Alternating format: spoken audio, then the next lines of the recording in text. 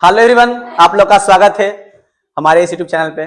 Sir देख रहे हैं प्यारे बच्चों कि हम लगातार हिस्ट्री का, ज्योग्राफी का, इकोनॉमिक्स का सभी विषय का पार्ट बाई पार्ट करके आप लोग के सामने वीडियो अपलोड कर रहे हैं। तो ये हो गया आप लोग का पार्ट 5, हिस्ट्री का 5वां भाग। इसमें क्वेश्चन हम बताएंगे 41 से लेकर के 50 तक। बड़ा ही सिंपल ढंग से बताए हुए हैं, बड़ा इजी ढंग से आंसर दिया हुआ है, लाइन बाय लाइन समझाने की कोशिश कर रहे हैं। बस एक 70 क्वेश्चन जो है इसको आप लोग देख लीजिए, लाइन बाय लाइन समझ लीजिए, तो क्या होगा, सारा हिस्ट्री बुक से ही कंप्लीट हो जाएगा। फिर आप लोग को पढ़ने की आवश्यकता नहीं पड़ेगी। ठीक है, देखिए प्यारे बच्चों, अब स्टार्ट करते हैं। सबसे पहला क्वेश्चन क्या है, छापा खाना यूरोप कैसे पहुंचा।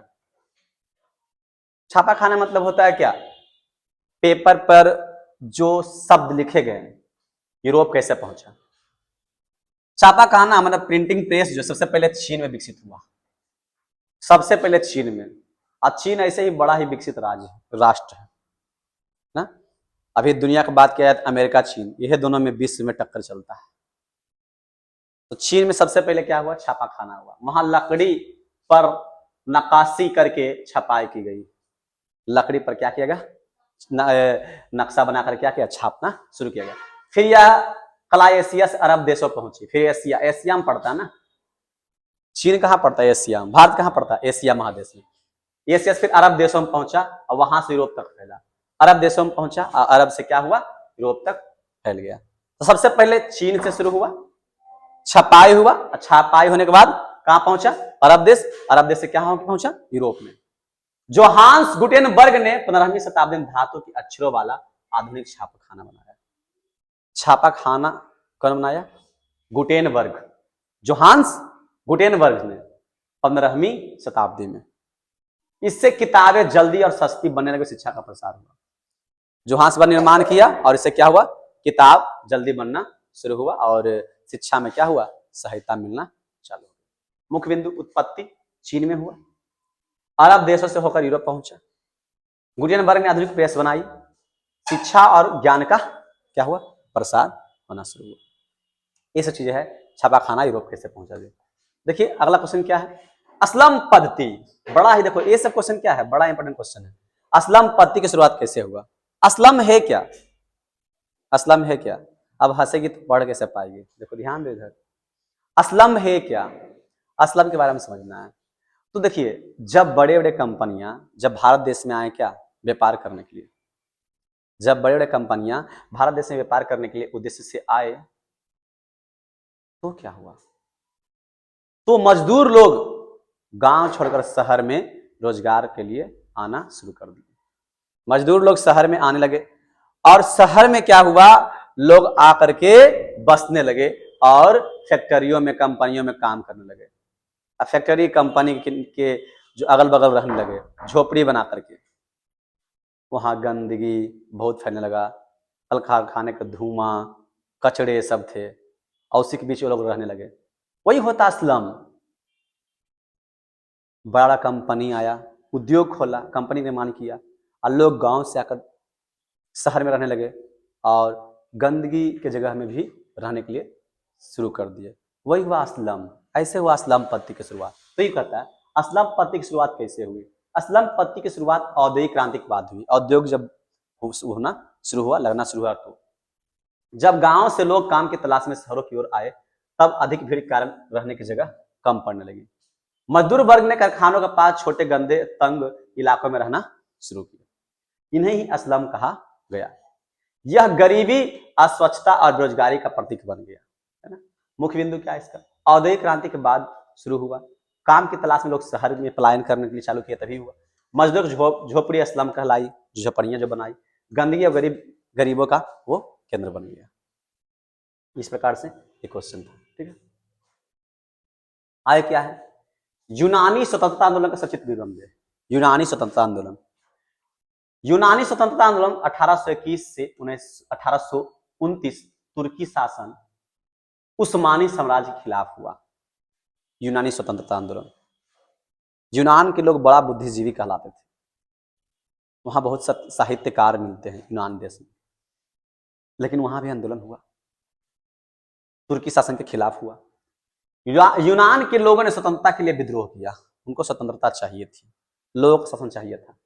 यूरोपीय देश से इंग्लैंड, फ्रांस, रूस ने यूनान की सहायता की। इंग्लैंड, फ्रांस, रूस ने तुर्की शासन का विरोध किया और यूनान को 1829 में एक स्वतंत्र देश बना दिया। इंग्लैंड उसमें सबसे बड़ा शक्तिशाली राष्ट्र था।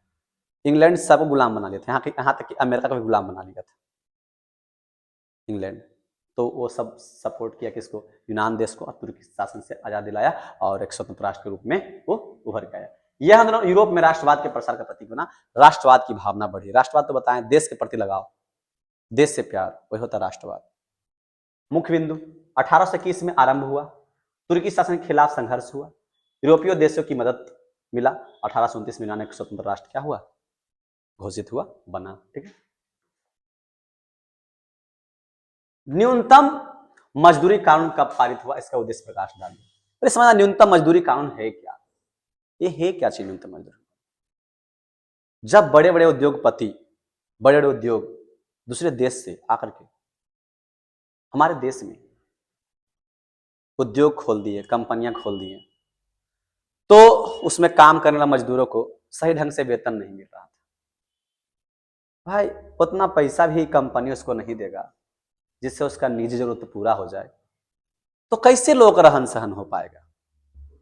कैसे लोग रहेंगे? कैसे लोग जीवन यापन कर पाएंगे? तो उसी के लिए लाया न्यूनतम मजदूर कानून व्यवस्था। इस कानून के अंतर्गत जो लोग उद्योग में काम करने वाले हैं, जो मजदूर कंपनी में काम करने वाले हैं, उसको कम से कम उतना तो पैसा दिया जाए, उतना तो वेतन दिया जाए ताकि उसका घर चल सके। जिस तरह से उसका काम लिया जा रहा 8 घंटा 12 घंटा, उस तरह से उसको वेतन दिया जाए। ये होता था न्यूनतम मजदूर कानून। न्यूनतम मजदूरी कानून भारत में 1948 ईस्वी में पारित हुआ। इसका उद्देश्य मजदूरों को न्यूनतम वेतन की गारंटी देना था ताकि उन्हें जीवन यापन के लिए उचित आमदनी मिले। न्यूनतम वेतन देना, जिससे क्या होना चाहिए? रहन सहन के लिए उचित क्या मिलना चाहिए उसको? आमदनी। इस कानून से शोषित पर रोक लगी और मजदूरों की स्थिति सुधरी। जो मजदूर का शोषण होता था, कंपनी लोग शोषण करता था, सताता था, कम वेतन देता था और ज्यादा काम करवाता था, उस पर रोक लगा और मजदूर को पैसा मिला, तो स्थिति में क्या हुआ? सुधार हुआ। यह कानून सामाजिक न्याय की दिशा में एक महत्वपूर्ण कदम था। मुख्य बिंदु क्या है? पारित कब हुआ? 1948 में। मजदूरों के अधिकारों की रक्षा हुआ इससे। न्यूनतम वेतन तय हुआ कि भाई इतना वेतन आपको देना ही देना है, अधिकतम जितना दो, लेकिन न्यूनतम इतना देना है। शोषण पर रोक लगा, गरीब लोग का थोड़ा सा स्थिति में बदलाव आया। ये है न्यूनतम मजदूरी कानून। ठीक है।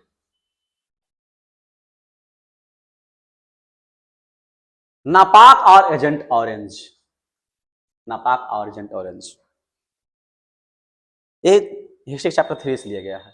हिंद चीन चैप्टर से।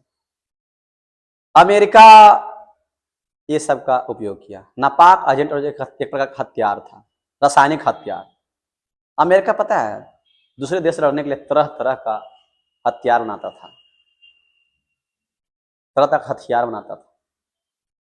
तो नापाक और एजेंट ऑरेंज दोनों रासायनिक हथियार थे जिनका प्रयोग अमेरिका ने वियतनाम युद्ध में किया। दोनों क्या था? रासायनिक हथियार था जिसका प्रयोग अमेरिका क्या किया? वियतनाम के युद्ध में किया।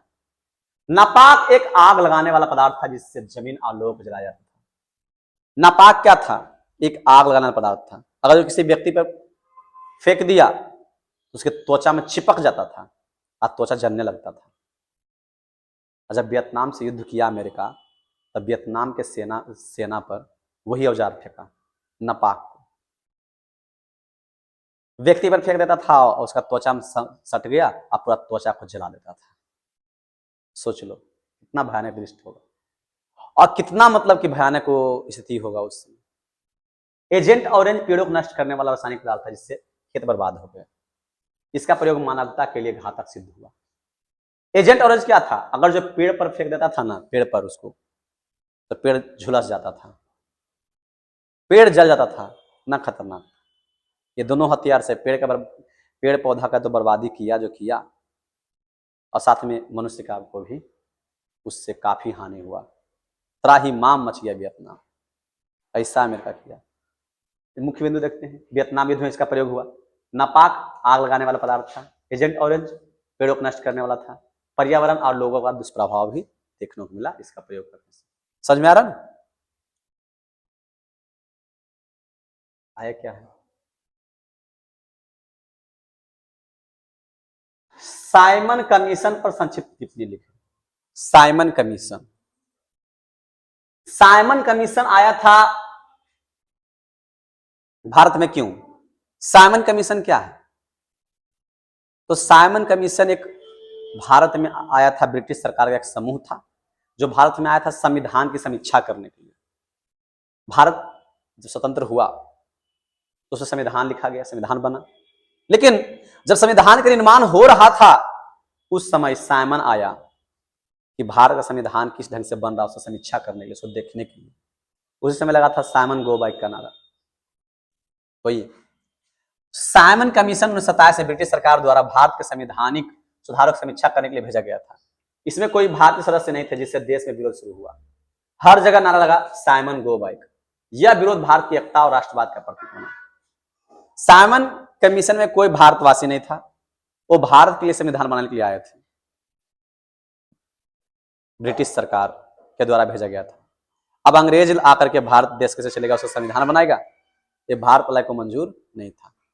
नारा लगा दिया साइमन गो बाइक, जिधर से तुम आए उधर चल जाओ, हमको पता है कि देश कैसे सुधारना है। भीमराव अम्बेडकर जैसा विद्वान थे, संविधान निर्माण करने में बड़ा भूमिका उनका रहा। बोले साइमन गो बाइक, ऐसा नारा लगा, देश एक हो गया। यही था साइमन कमीशन। गठन 1927 में, कोई भारतीय सदस्य इसमें नहीं था, सब ब्रिटिश सरकार का था। साइमन गो बाइक का नारा लगा, भारतीय एकता का प्रदर्शन भी उसमें देखने को मिला।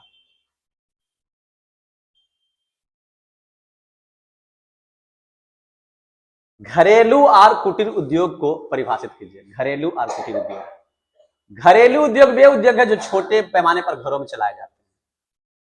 घरेलू उद्योग क्या है? जो छोटे पैमानों पर जो घर में चलाए जाते हैं। इसमें परिवार के सदस्य ही मिलकर वस्तु बनाते हैं, परिवार के सदस्य ही मिलकर वस्तु का निर्माण करते हैं, वो क्या होता है? घरेलू उद्योग। जैसे परिवार के सदस्य मिलकर ही वस्तु का निर्माण करते हैं। कुटीर उद्योग भी घरेलू उद्योग का ही रूप है, जहां हाथ से कपड़ा, मिट्टी के बर्तन, चटाई आदि बनाते हैं। ये उद्योग ग्रामीण अर्थव्यवस्था की रीढ़ है। देखो घरेलू उद्योग क्या है? घर में जो बनाते हैं परिवार सदस्य मिलकर। कुटीर उद्योग भी एक प्रकार क्या है? घरेलू उद्योग है, लेकिन इसमें क्या करता है? हाथ से कपड़ा बनाना, बड़े बड़े। तुमने तो घरेलू उद्योग थोड़ा सा छोटा हो जाता है, छोटे मोटे पैमाने पर घर में सदस्य लोग मिलकर बनाते हैं, जैसे बीड़ी उद्योग ये सब हो गया, और अगरबत्ती हो गया। कुटीर उद्योग क्या है? हल्का से उससे बड़ा हो जाता है, जैसे मान लो मिट्टी के बर्तन बनाया, चटाई बनाया, कपड़ा बनाया, ये सब। मुख्य बिंदु छोटे पैमाने पर घरों में उत्पादन,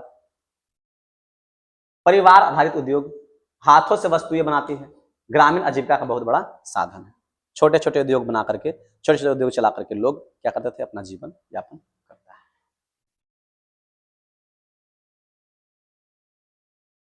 अब हम देखते हैं क्या क्वेश्चन नंबर 48। 1848 की फ्रांसीसी क्रांति के मुख्य 3 कारणों का वर्णन। 1848 में फ्रांसीसी क्रांति हुआ, इसका क्या कारण था? ऐसा भी क्वेश्चन आता है। 1848 की में जो क्रांति हुआ, इसका क्या कारण था? क्यों हुआ 1848 की फ्रांसीसी क्रांति? राजनीतिक असंतोष, राजा की निरंकुश नीति। हम बता रहे हैं राजा क्या था? निरंकुश नीति, सिर्फ कोई अंकुश नहीं लगा सकता, निरंकुश शासन व्यवस्था। आर्थिक संकट, बेरोजगारी और महंगाई बढ़ी। आर्थिक संकट, बेरोजगारी, महंगाई तो होगा ही, क्रांति तो होगा। सामाजिक असमानता, अमीर और गरीबों में गहरी खाई। हम बताए थे अमीरी गरीबी के बीच था। कुलीन वर्ग बहुत ज्यादा मतलब था, उस सरकार के साथ मिलकर बैठता था। एक था बेचारा गरीब वर्ग, आम मजदूर का वर्ग, सब कोई देख रेख नहीं होता था। ये सब चीजें, क्रांति हुआ। इन कारणों से जनता में विद्रोह करके लोकतंत्र की मांग किया, भाई लोकतंत्र की शासन आना चाहिए, तानाशाही शासन खत्म होना चाहिए, सबको समान अधिकार मिलना चाहिए। मेघदूत क्या हुआ? निरंकुश राजशाही, आर्थिक परेशानी थी, सामाजिक असमानता, लोकतंत्र की मांग किया गया। अब देखिए औद्योगिकरण ने मजदूरों को आजीविका को किस तरह प्रभावित किया? औद्योगिकरण ने मजदूरों की आजीविका को किस तरह प्रभावित किया, इसको देखना। औद्योगिकरण ने मजदूरों की आजीविका किस तरह प्रभावित किया? औद्योगिकरण ने से मशीनों का प्रयोग बढ़ा, जिससे मजदूरों की जरूरत कम होने लगी। कई मजदूर बेरोजगार हो गए या कम मजदूरी पर काम करने लगे। लंबे समय तक काम और खराब हालत ने उनके जीवन को कठिन बना दिया। हालांकि बाद में मजदूर संगठित होकर अपने अधिकारों के लिए लड़े। मतलब औद्योगिकरण जब आया, उद्योग का जब बड़ा उद्योग का स्थापना हुआ, जब बड़ा कंपनी आया, तो क्या हुआ, मजदूर का जो जीवन था वो कैसे प्रभावित हुआ। जब बड़ा उद्योग का स्थापना हुआ तो छोटा उद्योग अपने से बंद हो गया। जहां मान लो कि मशीन से कपड़ा बन रहा है, वहां चरखा से कपड़ा बनेगा, कितना बिकेगा, तरह तरह कपड़ा बनने लगा, तो छोटा छोटा उद्योग बंद हो गया। लोग गांव छोड़ करके शहर में रोजगार करने के लिए आ गए, गांव छोड़ करके शहर में मजदूरी करने के लिए आ गए, गांव का त्याग करके शहर में आने के लिए शुरू कर दिए। तो ये सब हुआ, मजदूरों की स्थिति थोड़ा सा बद से बदतर होने लगा। अमीर और अमीर होते चल गए, फैक्ट्री के जो मालिक थे और अमीर हो गए, मजदूर की स्थिति में थोड़ा सा गिरावट देखने को मिली। लेकिन बाद में मजदूर लोग एकजुट हुआ, अपने अधिकारों के लिए जनता के सामने, सरकार के सामने विरोध किया, है ना। कैसे मशीनों से बेरोजगारी बढ़ी, मशीन से सामान बनने लगा तो बेरोजगारी खत्म हो गई, नहीं सॉरी, मशीन से सामान बनने लगा तो बेरोजगारी क्या हुआ, बढ़ गया। जब मशीन से वस्तु बनेगा तो बेरोजगारी तो बढ़ेगा। अब जिस सूप को लोग बीनता था, बनाता था, अब मशीन कर रहा वही चीज, तो आदमी जरूरत क्या पड़ेगा। लेकिन आदमी जरूरत पड़ता है कि बहुत कम आदमी जरूरत पड़ता है। हाँ, फिर भी बेरोजगारी बढ़ा, मजदूर कम हुए, मजदूरी कम मिलने के लिए चालू हो गया सब, काम की स्थिति खराब हुई, मजदूर संगठनों का उदय हुआ, ये सब हुआ।